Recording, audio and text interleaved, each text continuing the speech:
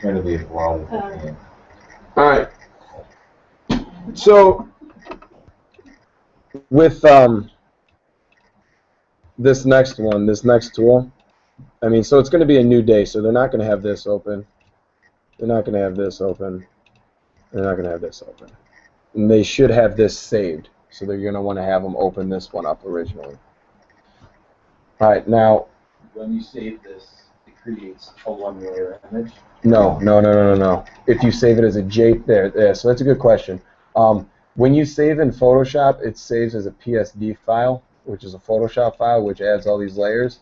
When you start saving things for graphics and adding them to the internet, or to present them, or print them, you can print even in this, but you can save it as a JPEG, and that compresses it flat. Can you save as a GIF? Yes. Yes, you can actually make GIFs on here, which is like frame by frame stuff. It's the actual animation pane all down here. Like I've done it before. If you ask me to do it real quick right now, you'd have to give me a little bit to remember how to do it. We just going to save as. Wait, hold on. What did I do here? I'm gonna get rid of that.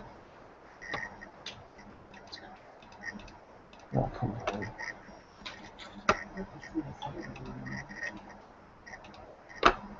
So basically what he's saying is you got all these different files. Okay, so now the pen tool, I put this up here because with this, we're trying to hit the Common Core standards of being able to read, locate information, and all that. So you can always find your own. I just typed in beginner tutorial for the pen tool, and this one right here seems pretty nice because it's got reading with it. It describes all the different types of options with it. It says, oh, if you don't know what that's talking about, here's a video for you to see, hey, this is what it's supposed to do.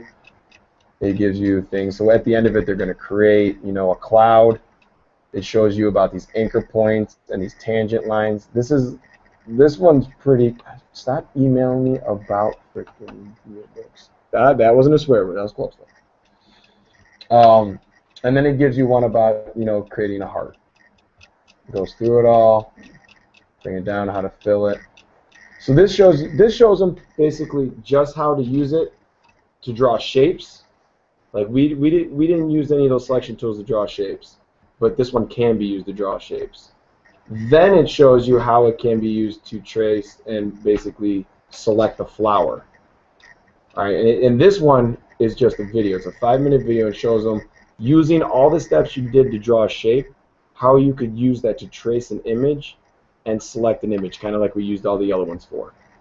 All right. So basically, the pen tool is used when you want to be exact. Like the pen tool is the most free selection tool that you can have. You can be as exact as you want, and you can actually do curves. So all these other tools that we use, kind of like select. If you zoom in, notice how you can see these edges on the pixels and everything. So it's kind of not a well cut out image. When we use this pen tool, it's going to be pretty exact. You won't see all this mess as much. You're going to see, if anything, jagged because you're clicking and it's making those angles. All right, so let's go ahead and bring that one image out that we had. The crowd. I already saved it.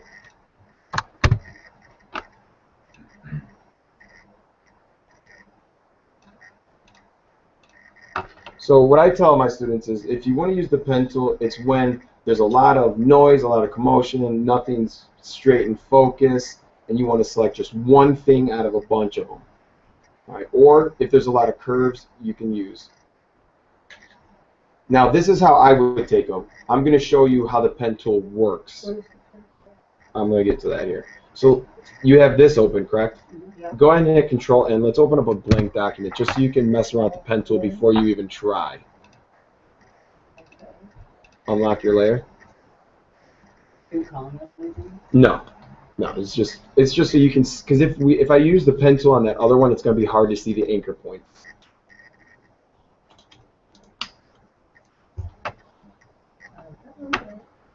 So you got this pen tool. It's right here. again, if you hold it down, you've got all these different types of ones, which you can get into these, but pretty much we're just going to start off with the regular pen tool. At the top, make sure you have path selected. Path isn't going to necessarily create a shape or fill in the shape. Like right now you've got shape layers and you got paths. We want it to be at the top on the paths. When I hover over mine, it doesn't tell me. It doesn't pop up, give you a help thing. Oh, it finally did. I had a sign up for that. Mm. Okay, which one? Yeah, okay. Yep. All right, now this pen or this tool, you're going to click once and it's going to create a anchor point. These little squares that's going to create when you start clicking are anchor points. All right, so then if you click, it's going to draw a line to the next anchor point, to the next anchor point. Okay. Now things with this pen tool, to close your selection, because we're going to use this as a selection tool, to close your selection, you need to click at your original anchor point. When you do that, all your anchor points will go away and you'll have a solid line. Now this isn't a selection. This isn't a selection at all. All right. In order, basically it's a shape. I could fill this in if I wanted to. What you need to do to get the dancing ants or the selection area, with your pen tool, you're going to right click and you're going to make selection. This is going to pop up. Don't worry about teaching them about the feather radius or anything like that. Just hit OK. Now you've got your dancing ants. What you do? Right click, Bill, make selection. if you went to Magic Wand and did it, would it select it?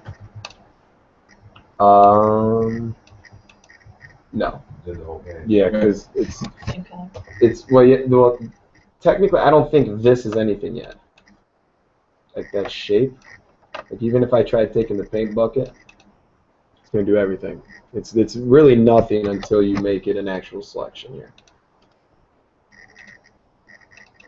So we got that. So you guys got it down pretty much for clicking straight, right? Go ahead and hit Control D. We'll start again. Now, a couple things. If you wanted a straight line, hold down Shift. So if I hold down Shift, it's going to do 90-degree angles and 45-degree angles.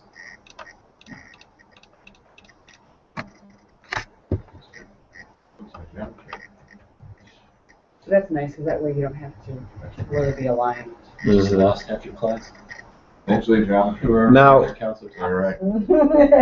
Because what's going to happen now, this next thing, and I have barely even have it perfected, but it's adding curves to it. So like when you're trying to get around someone's hat or trying to get around like a ball or something like that, it takes time to perfect. All right, now, if you don't want it, because right now you'd have to hit Control Z all the way to undo it, but there's going to be times where when people are outlining, you're literally going to do this to get around things, because instead of clicking and dragging, you might do this, okay? And you're like, oh, I want to start all over. What do I do? To start over, you're going to right-click, and you're going to have something that says Delete Path, and then they'll go away. Because remember, you can only undo up to 20 clicks or so. All right, so now, the clicking and dragging part, which the tutorial goes through, you'd click once. Then when you click and drag, it will start adding shapes, or I'm sorry, curves to it. All right. Now, what these other things are, they call them tangent lines, and they also affect the curve of it. So, if I do one here, Did you do that? click and then click and drag. It's not easy. Oh, I Oh. I thought you said you were click and then somewhere else and drag. Yeah. You want to do this? Why would I want? Simple. This isn't simple. Wait, no. Okay. We're doing it. Take it first. I'm just telling you, the initial plan was to make this program enjoyable. So what is the purpose of having the curve with that tangent line? What would I use that for? So now if I do a curve like this, Yeah. and now all of a sudden I want a straight line, I can't do a straight line because that tangent line's there. So go ahead. Show her how to use the curve around an image. I'm going to. I'm just trying to show them how it works real quick. Okay. So like, if I wanted to do a straight line, I'd have to hold Alt and bring this tangent line up. then I can do straight line. So now we have to hit what? Alt will grab that tangent line of yours Oh, and okay. bring it up, and that's the curve to you. I was just hold down Alt, bring it up towards your anchor point, then you can do your straight line stuff again. It'll take away the curve. All right, so you know that now they might not even want to do curves, and you know what? That's fine. When I cut out images, I very rarely use curves. I've just started basically using them because I'm more comfortable with it. It's not mandatory for the kid to do that. They might literally just go like this. It's just going to take them longer. All right, so going now back to the crowd that we have. All right, and I'm like, all right, I want just this guy's head and only his head. The guy with the hat. Yeah. All right, now when you're working with the pen tool, you can be extremely accurate. So what I show them is how to zoom in and zoom out of a document. Zooming in and zooming out, you can either hold, what's a control or alt? Your back. You can hold Alt and use the scroll bar, or you can hit Control plus to zoom in, Control minus to zoom out. All right, so I'm gonna zoom in just to this guy right here. So when I zoom in, mine gets all pixelated like that. It's okay. That's the quality of the image. Yeah. Maybe, did you open it up as its biggest image? I just saved it. From which view? Where's your size? You're at 400. And now remember, with this, we're gonna have 2 You went back weeks to 100, to you won't be complete that blurry. this. So when you zoom back out, it would print. I got this history. The 100 or like that. actions or Yeah. something. It's clear. It is clearer. Let me try. Yeah, let me show you. doing that. Pull something up. Where you at? Are you able to follow me? Just X out of that. There you go. You're able to Yeah, because I've messed around with it, Okay. but never knew what I was doing. I didn't know what I was doing. So this kind of clears everything out. Plus my whiteness with this program. So So if you're in Google Chrome, I watch her. do I'm gonna. you go to view. And remember, you two have a Did you do resume it expert. in, did you do it in Chrome? I didn't do it in Chrome. John. Yeah. Well, and we have to be careful because we don't want him thinking we're stepping on his toes with what we're doing. Right, and I really see what you're doing is you are encouraging students to go further. And that's And more what into John his is class. doing. You're So, selling, so we're helping John yes, Build his class. build his roster. we're getting kids. So did you get it? to get there. I'm going to reopen it. That or you can Save just it. find another image of a crowd. That's just bigger. That's fine. One thing is, you Well, could I also, downloaded the exact same image. This is better. Okay. So I actually opened the file. You first. open, yeah, you, okay. Okay, so no, we're good. Well, It's gonna. So now, it's gonna- again, the kids might just end up doing this. Like, see, the hat, I would use a curve to do less clicking. They might do something like this all the way around them, which again is fine. It's just going to take that student a lot, longer. So what I would do is I would, click here, and I click and drag, and maybe form the arch around his hat, bring the tangent line up towards the next one. So I could do mine in a couple clicks while kids, and again, if a kid wants to take a little bit longer and do this, that's fine. So when I, so when you pick an image, look at your sizes on it too. Okay. This one would be blurrier, say this 19 by 14. Just like you said.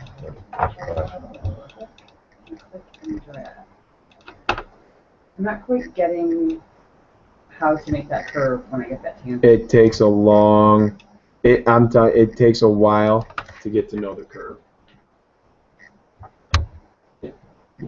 So here's where I started. You can see the little T sign one right there. So how would I come around to the So left? is this where you started? No, it's right. Yeah, right there. Start at the point.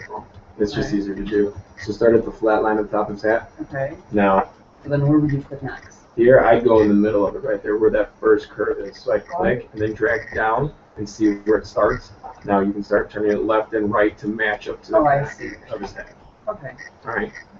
And then what I do is hold down Alt, and I would just make sure, even if I'm doing another curve, nope, you're going to grab that tangent line, bring it all the way up towards your anchor point, And if you can, point it towards where your next click is going to be. So your next click is going to be down here somewhere. So point that tangent line a little bit down. There you go, right there. Now I will click here, at right where his ear's at, and click and drag. And match it up. Pull down. Pull up. Okay. There you go. Grab the tangent line, move it towards his ear. Now with the ear, I just did a whole bunch of anchor points. So what about this one up here on the top? I leave that one. That all that does, if you click it, like if you click it, it just readjusts it while Okay. holding down control. That's all that anchor point does right Okay. there. Okay. And then you're saying you're gonna go click, click, click all the way around his ear. I do, yeah, I do it, and then when I get here underneath it, like his ear, I'll do an anchor point there, and then there, and then do a nice curved line around his chin, curved line, and all that. And again, they might not like the curve, and I'm telling you right now, 90% of them won't, because they're just gonna wanna, this is so much easier, click, click, click, click, click, instead of like, why isn't this curve match? Oh, I forgot to hold Alt. But I've got one kid who loves the curve. Trouble with the curve. Sounds like a movie. Sounds like a Seinfeld episode. Definitely, what was the word I'm looking for? And again, accuracy at this point isn't big. Like, I'm showing you guys how to be proficient with the tool, like use the tool the right way and be accurate. Kids, they just want to get through it. Hey, let's just cut it out. I want to put this guy's head on this person's body, yada, yada, yada.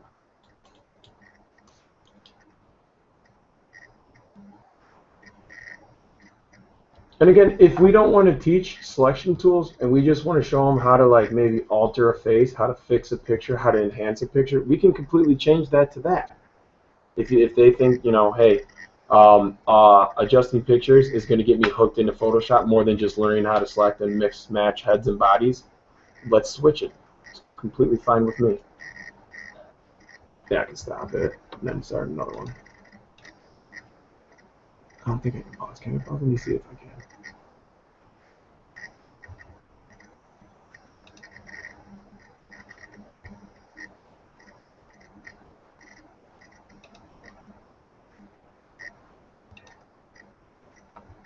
Okay, I've selected his entire face.